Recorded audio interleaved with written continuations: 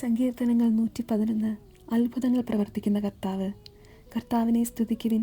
നീതിമാന്മാരുടെ സംഘത്തിലും സഭയിലും പൂർണ്ണ ഹൃദയത്തോടെ ഞാൻ കർത്താവിന് നന്ദി പറയും. കർത്താവിൻ്റെ പ്രവർത്തികൾ മഹനീയങ്ങളാണ്.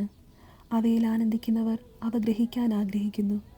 അവിടുത്തെ പ്രവൃത്തി മഹത്വവും തേജസ്സുറ്റതുമാണ്. അവിടുത്തെ നീതി ശാശ്വതമാണ്. തൻ്റെ അത്ഭുത പ്രവർത്തികളെ അവിടുന്ന് സ്മരണീയമാക്കി. കർത്താവ് കൃപാലുവും വാത്സല്യനിധിയുമാണ്. തൻ്റെ ഭക്തർക്ക് അവിടുന്ന് ആഹാരം നൽകുന്നു. അവിടുന്ന് തൻ്റെ ഉടമ്പടിയെ എപ്പോഴും അനുസ്മരിക്കുന്നു. ജനതകളുടെ അവകാശത്തെ തൻ്റെ ജനത്തിന് നൽകിക്കൊണ്ട് തൻ്റെ പ്രവൃത്തികളുടെ ശക്തിയെ അവർക്ക് വെളിപ്പെടുത്തി. അവിടുത്തെ പ്രവൃത്തികൾ വിശ്വസ്തവും നീതിയുക്തവുമാണ്. അവിടുത്തെ പ്രമാണങ്ങൾ വിശ്വാസ്യമാണ്. വിശ്വസ്തയോടും പരമാർത്ഥതയോടും കൂടെ പാലിക്കപ്പെടുവാൻ അവയെ എന്നേക്കുമായി സ്ഥാപിച്ചിരിക്കുന്നു. അവിടുന്ന് തൻ്റെ ജനത്തെ വീണ്ടെടുത്തു. അവിടുന്ന് തൻ്റെ ഉടമ്പടി ശാശ്വതമായി ഉറപ്പിച്ചു.